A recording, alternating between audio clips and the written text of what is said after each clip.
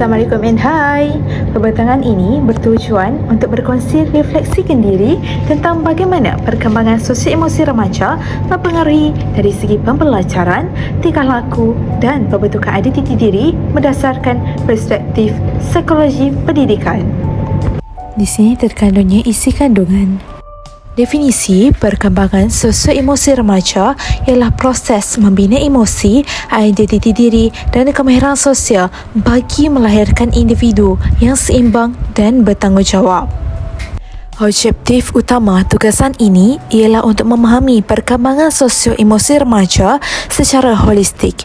Ini bermaksud kita bukan hanya melihat kecerdasan minda tetapi juga bagaimana remaja mengurus emosi, membina hubungan sosial dan mengenali diri sendiri. Selain itu, tugasan ini bertujuan mengaitkan teori dengan realiti kehidupan pelajar. Apa yang kita pelajari tidak seharusnya terhenti dalam buku tetapi perlu diaplikasikan dalam situasi sebenar di sekolah dan kalangan masyarakat. Di samping itu, tugasan ini juga melatih kemahiran penulisan akademik yang kritis dan reflektif supaya saya mampu berhujah dengan tersusun serta berdasarkan sumber yang sahih. Dalam melaksanakan tugasan ini, langkah pertama yang saya lakukan ialah meneliti kehendak tugasan dan membina rangka penulisan yang teratur.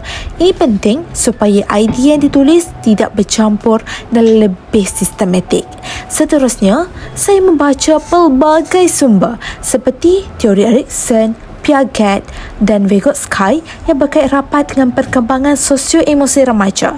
Saya bukan sekadar membaca tetapi saya cuba memahami maksud sebenar di sebalik teori tersebut.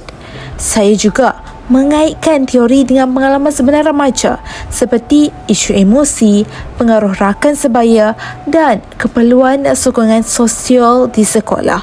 Bagi saya, penulisan yang baik bukan hanya menyampaikan fakta semata-mata tetapi mengolah kefahaman agar sesuai dengan konteks pendidikan semasa. Sepanjang proses tugasan, saya mengurus masa dengan lebih teratur supaya kerja tidak dibuat secara tergesa-gesa. Saya menyusun idea mengikut keutamaan dan membuat semakan secara berulang terhadap struktur serta bahasa penulisan.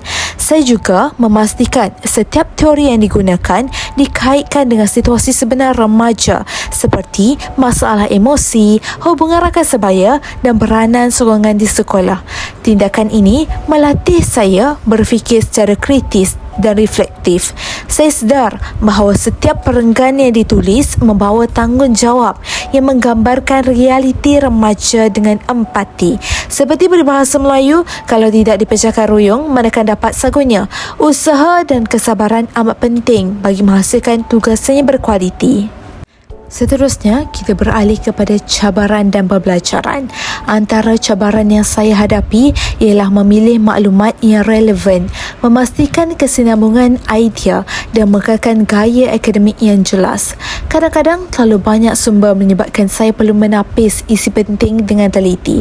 Namun, cabaran ini mengajar saya untuk lebih berdisiplin dan terbuka menerima penambahbaikan. Saya sedar kelemahan bukan penghalang, sebaliknya ruang untuk berkembang. Seperti kata hikmah, jangan takut jatuh kerana dari jatuh kita belajar berdiri dengan lebih teguh. Melalui tugasan ini, saya belajar supaya tidak takut mencuba, memperbaiki diri dan menjadi lebih yakin menghadapi cabaran akademik. Baiklah, kita teruskan lagi dengan impak terhadap pembelajaran.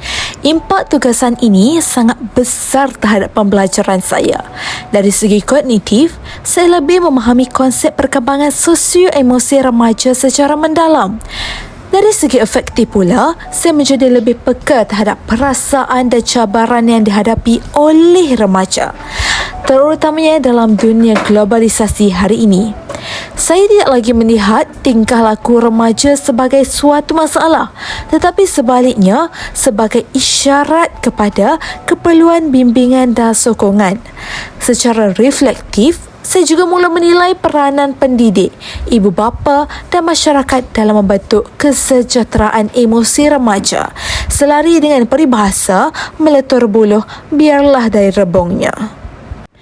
Kita teruskan dengan cadangan pula. Pertama, tingkatkan pengurusan masa dan disiplin diri. Kedua, integrasi teori dengan pengalaman praktikal. Dan yang terakhir, tingkatkan kemahiran reflektif dan empati. Sebagai kesimpulan, pelaksanaan tugasan 1 bukan sahaja meningkatkan kemahiran penulisan akademik saya, tetapi juga membentuk kesedaran tentang pentingnya memahami sosio-emosi remaja secara holistik. Saya menyedari bahawa pembelajaran bukan hanya berlaku di minda, tetapi juga di hati. Seperti kata Aristotle, kita belajar melalui perbuatan kerana kecemerlangan bukan satu tindakan, tetapi satu tabiat yang dibina secara berterusan. Melalui tugasan ini, saya belajar bukan sahaja tentang remaja, tetapi juga tentang perasaan diri saya sebagai bakal pendidik yang seimbang dari segi intelek, emosi dan juga nilai kemanusiaan. Sekian, terima kasih. Jumpa lagi.